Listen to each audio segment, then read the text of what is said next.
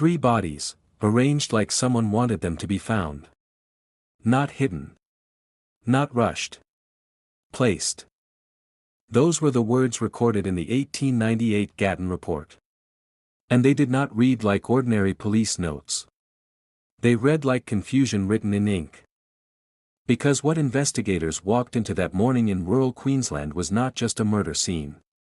It was something that felt deliberately composed. As if the night itself had been controlled by an unseen hand. A horse lay dead nearby. There was no clear witness. No immediate suspect. And 3 siblings who had left home expecting a simple ride back from Gatton, never returned alive. But the strangest part was not what was seen. It was what was missing. No clear trail. No sound. No single reliable explanation. Before we go deeper, welcome to the channel. If you are new here, this is where true crime stories are told exactly as they unfolded. No exaggeration. Just the events, and the questions they leave behind. And if you find yourself drawn into stories like this, you can support the channel by subscribing. It helps the channel grow in a quiet, natural way, and it means more than it sounds.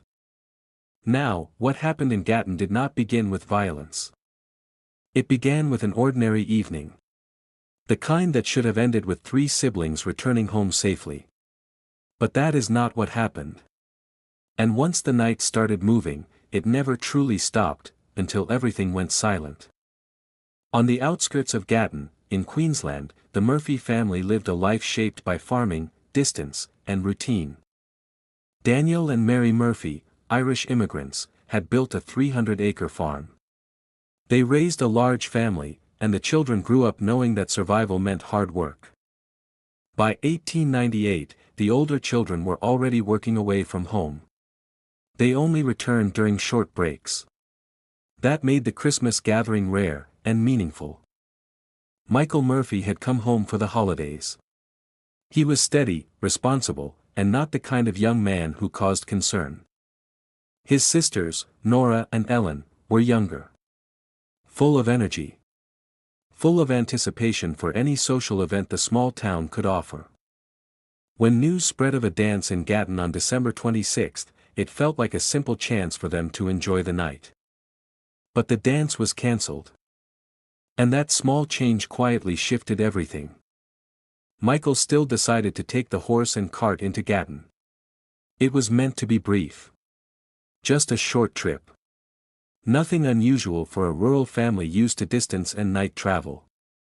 Around 10 in the evening, Michael, Nora, and Ellen left together. The cart moved slowly into the dark road leading away from the farm. No one heard anything unusual. No witness came forward with anything certain. It was just 3 figures fading into a quiet night that should have ended normally. They never returned. At first, the family waited. They assumed there might be a delay. But as the hours passed into morning, concern turned into urgency. Something about the silence felt wrong in a way no one could explain. A search began quickly. It was William McNeil who eventually found them, about 1.2 miles from Gatton, in an open paddock. What he saw stopped everything. 3 bodies were there, positioned in a triangular arrangement. It immediately felt intentional, not random. Michael lay with fatal head injuries and a gunshot wound. His belongings were disturbed, and money was missing. Nora and Ellen were nearby. Both had suffered severe blunt force trauma.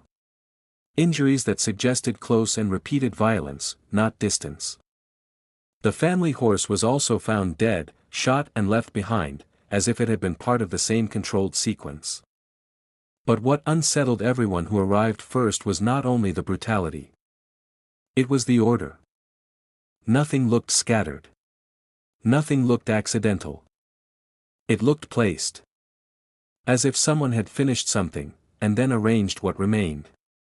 Then came the second tragedy. Before the scene could be properly secured, locals began to arrive. Curiosity quickly turned into chaos. Footprints crossed over footprints. Evidence was disturbed without anyone realizing its importance. By the time authorities reached the paddock, the ground had already been changed by too many steps, and too many eyes. Even so, investigators from Brisbane tried to reconstruct what they could. They questioned residents. They traced routes. They searched for any sign of struggle leading to or from the paddock. But nothing solid formed. No reliable witness account held. No clear suspect emerged. Robbery was considered, because money was missing. But the level of violence suggested something deeper. Something more personal. Or more uncontrolled than theft alone could explain. As days passed, the case grew heavier instead of clearer.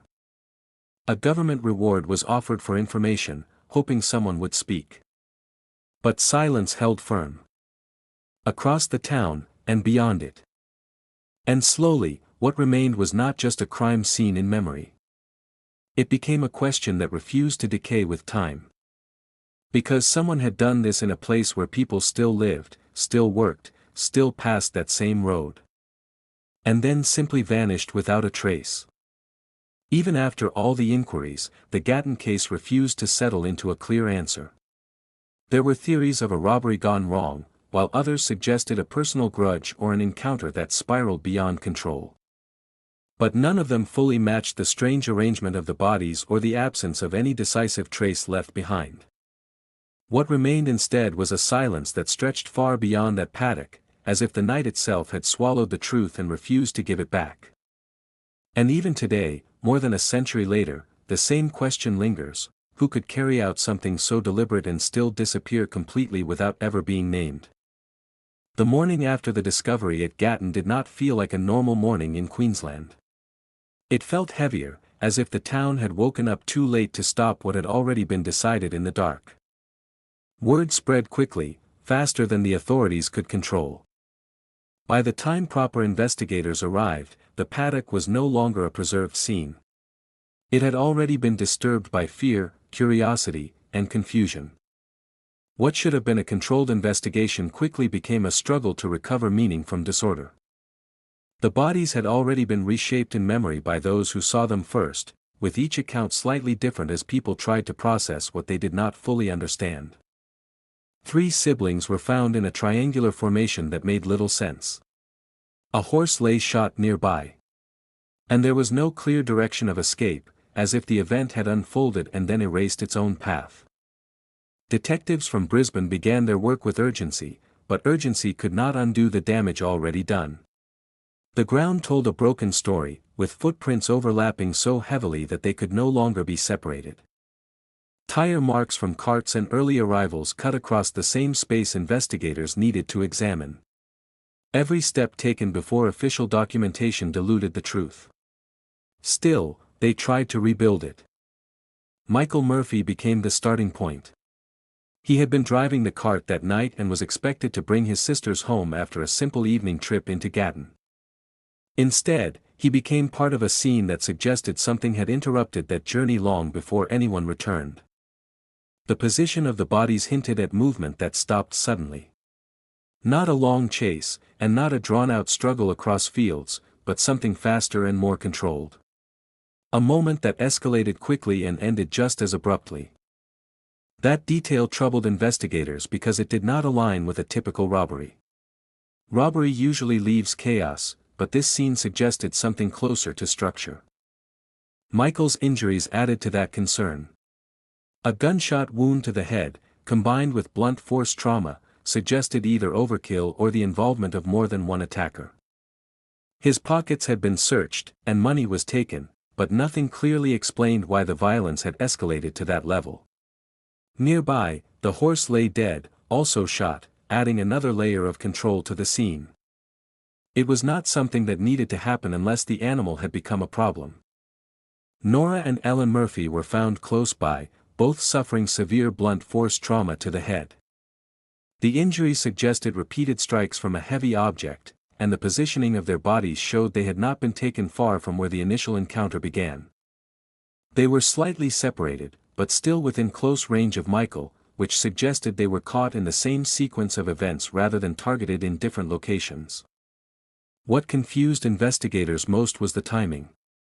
There were no signs of prolonged resistance across a wide area and no clear trail that suggested anyone had tried to escape over a long distance. Everything about the scene pointed to something that happened quickly. It started, escalated, and ended within a short window, leaving little room for interruption or survival. That detail made the case even more difficult to understand. As theories began to form, they clashed almost immediately. One pointed toward robbery gone wrong, suggesting a late-night encounter with criminals who saw an opportunity in a vulnerable cart moving through a quiet road. But that theory struggled to explain the deliberate positioning of the bodies afterward. Robbers do not usually take time to arrange victims in a way that suggests control. Another theory suggested something more personal, possibly someone who knew the family or had some form of conflict with Michael.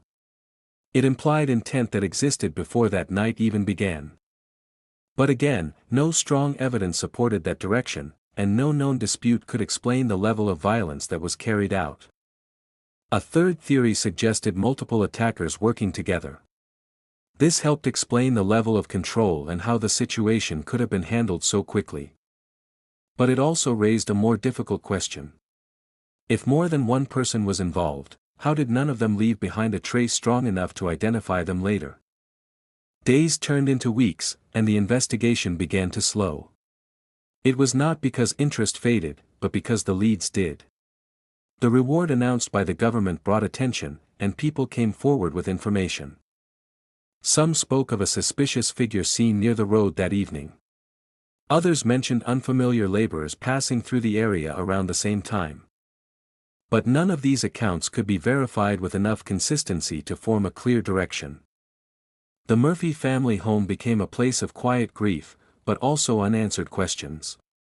Daniel and Mary Murphy were left without any real explanation, only the weight of loss and uncertainty.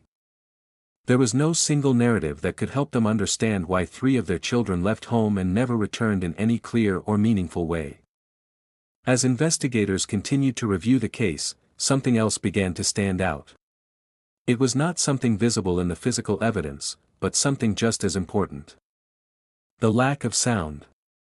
No confirmed screams were reported from nearby properties, and no disturbance strong enough to match the level of violence had been clearly heard that night. It was as if the entire incident had unfolded in near silence, without drawing attention from the surrounding area.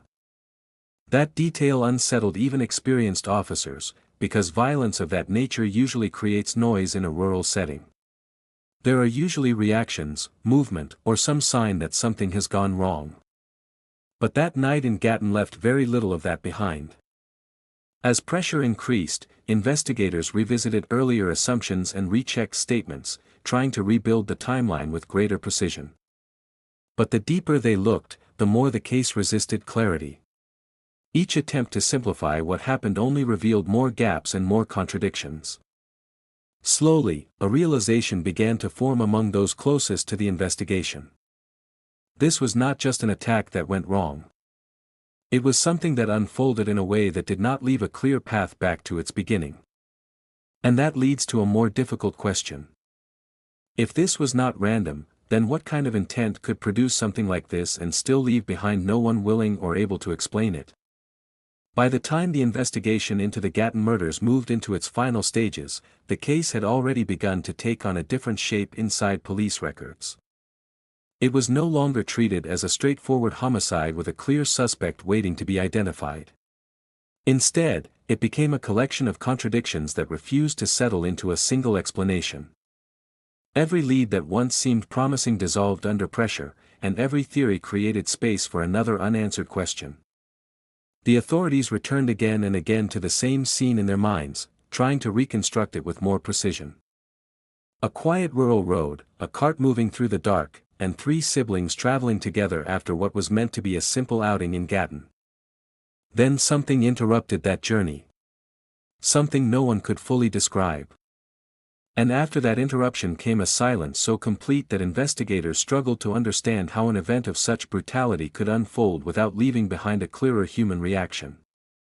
The positioning of the bodies remained one of the most disturbing elements of the case. It was not random, and it did not reflect the chaos of panic. Instead, it suggested a level of control, even if only for a short time.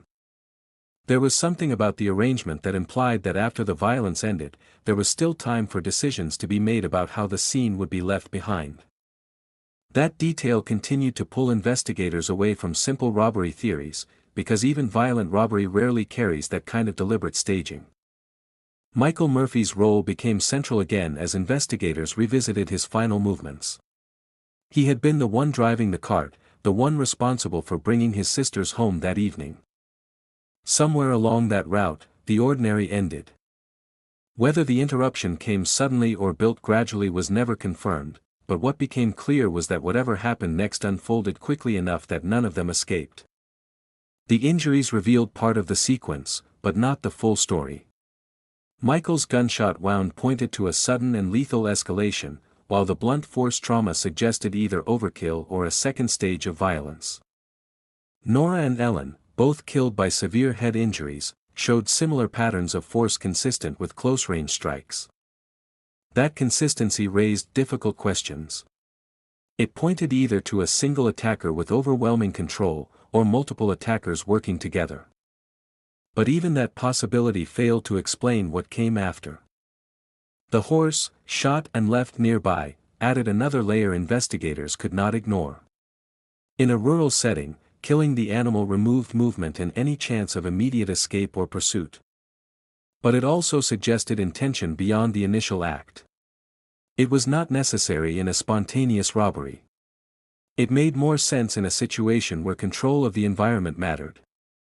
Despite repeated searches, no conclusive weapon was ever recovered.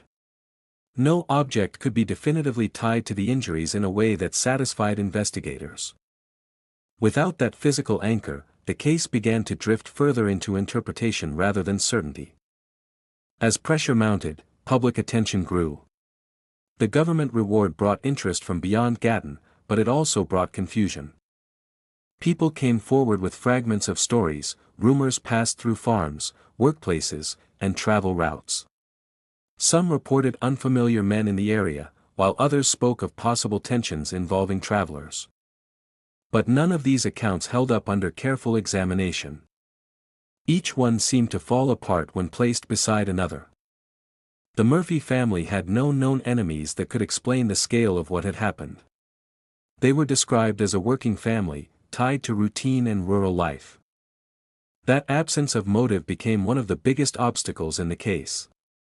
Without motive, every suspect became uncertain, and every theory remained fragile. As weeks turned into months, investigators were forced to confront a difficult reality. The case was not moving closer to resolution. Instead, it was expanding in too many directions at once. Some focused on the possibility of opportunistic criminals passing through the region, people who may have encountered the cart by chance and acted violently. But that idea struggled against the level of control seen afterward, because chance encounters usually leave disorder. This scene did not. Others considered whether multiple attackers had been involved from the beginning. The coordination required to overpower 3 individuals and a horse in such a short time suggested either force or planning. But once again, no evidence clearly confirmed how many people were involved. And then there was the silence. One of the most unsettling aspects of the case was the lack of reliable noise reports. In rural areas, sound carries, yet there were no consistent accounts of shouting, panic, or disturbance that aligned with the timing of the murders.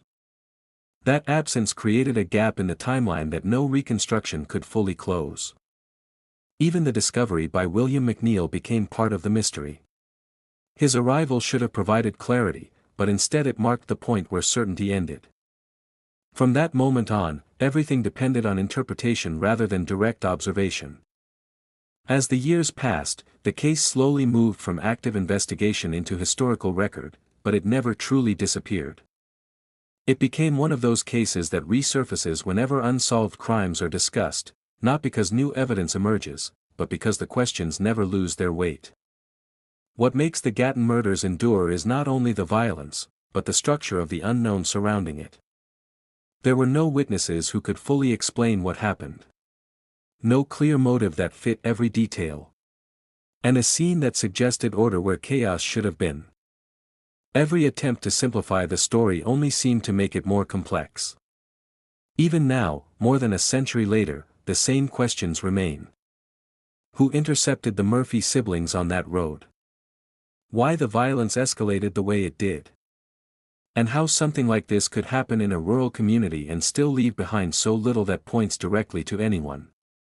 Because in the end, the Gatton case is not only about what happened in that paddock. It is about everything that should have been left behind, but never was. If you followed this story to the end, take a moment to like the video, subscribe if you haven't already, and share your thoughts in the comments. Because sometimes, a single perspective is enough to keep a story like this alive.